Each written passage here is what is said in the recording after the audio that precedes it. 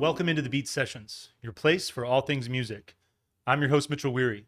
Let's talk about this new record from Jack White entitled No Name. Now, if you're lucky enough to walk into one of three Third Man Records locations on July 19th and make a purchase, that's when this album became available to you. I'm really excited to talk about that aspect of it, just adding to the mystique of one of the greatest rock stars to ever do the damn thing. The fact that Jack White is still out there having an impact in so many different ways. This new record, especially, not just the quality of the music, but the way he's releasing it, setting a standard for just making things exciting for people. I absolutely love it. For the rest of us, it became available on August 2nd. Really glad to see that he made that happen. It is his sixth studio album, his follow-up to 2022's Entering Heaven Alive. The last 3 years, 4 years for Jack have been outstanding.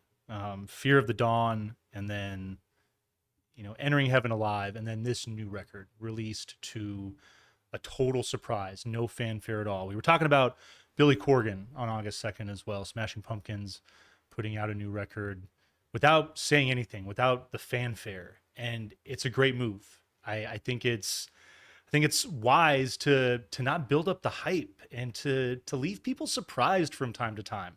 It's a point that I bring up a lot on the channel as far as releasing singles from albums, and I'm a big believer that if I'm really excited about a record, I want that experience to be contained. And so both of these projects, the fact that they come as a surprise the way they do is outstanding. And I'd say that a lot of people, you probably hear them maybe arguing a return to form. I don't think that either of them are returns to form necessarily. What I love about this new record, No Name, is that it feels like Jack, who's gone through this process since Blunderbuss, which that record felt like him coming off of music that he was wanting to make with the Raconteurs. You could tell that there was this shift along the way. White Stripes records like Get Behind Me Satan especially, that was very experimental as far as that band's standards go. And so it's so cool to watch his solo progression, basically coming off of what I would feel like this time and space that he was wanting to make, music that he was making with the Raconteurs, and to see his own personality evolve and grow. And especially in the last two records, Fear of the Dawn, it was almost kind of this like electro fuzzy punk record. I mean, it's heavy in a lot of ways. I'd say that No Name, super heavy as well, but Fear of the Dawn has its moments that, it's rivaling No Name as far as that. Entering Heaven Alive it's got this really nice, mellow, folk-inspired, Americana-driven component to it. It's like, I really like the way that he really started to show unique personality with these projects. And so this new album feels like a man reaching back to the thing that we originally all fell in love with him for, right? But this isn't him just like trying to make another White Stripes record. This is all of the other music that he's made with his solo work, with the Raconteurs, Dead Weather, anything that he's ever done, and taking all of that and bringing it together. This is an album that I really think showcases everything that Jack White has become as a songwriter and as an artist up to this point in his life. And I think that's super cool. And I'd say that about Agori Mori May, the new Smashing Pumpkins record. I think I got a little excited and overrated it a little bit. I gave it an 8.5. This record, I think, deserves an 8.5 out of 10 for sure. The new Pumpkins record, we're going to give it like a 7.7. I'll backtrack on that. But stay focused on this project because it is heavy and loud. And I love just the bluesy garage rock drive on just about everything here. But the thing that a lot of people I feel forget is that Jack White is so good at creating a hook and creating a melody. It's that very subtle pop undertone to everything that he brings to the table. And it's what makes all of his stuff so catchy. It's what makes him one of the most influential artists of all time. I mean, at this point in his career, you start seeing the accolades rack up, the lists that he's appeared on as far as greatest artist ever. and the placement that he has in those lists. It's a blessing for all of us, whether you're into him or not, knowing that his influence is out there musically, but also from a standpoint, this is a channel that, we like to talk about wax. We like to talk about vinyl. And Jack White is a guy that is actively out there preserving that, and not just making sure the records are being made, but again, releasing albums of his own in unique and mysterious ways. He's always doing fun stuff like Lazaretto. When I threw that on, I was so mad the first time because I thought the record was messed up, but he just set it up to go from the inside out on the A side. He's just funny like that. He's always messing with us and playing around and keeping us on our toes. And in a day and age where I feel like it's so easy to get caught up in patterns and just the same type of static behavior where you're flipping through your phone and it's just the same thing day after day. But thankfully, Jack White, people like him are out there doing unique things, keeping us on our toes, making us pay attention. And I applaud him for that and for this record, because it's freaking awesome. Like the quality of the music on this thing. I mean, it's one of the heaviest things he's ever done in his career. But again, the hooks, the guitar play, everything that's happening in this record is truly exceptional. Starting with Old Scratch Blues, your opening track, great electric blues riff to open. It hits heavy, got this chugging riff that really hits a nice groove, and that's a big. You see a lot of that on this record. Most of these songs, he's doing just such a nice job of creating that catchiness with all of these composition. And I love when the song mellows. Then it hits with big drums towards the end. It's a really cool opener. Love the pace that it sets. Bless Yourself is your second track. Big guitar and vocal to open. Remind me of the Kinks a lot. Just that straight, just like raw garage, like punk driven rock and roll. It's awesome. Another bit of groove in there though. And I love the big guitars, the vocal hooks.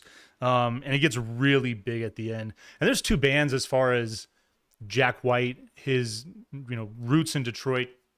Think of bands on this thing like MC5 and the Stooges. I mean, you're really getting oftentimes just the intensity and the rawness of artists like that on this thing. It's what makes it so much fun.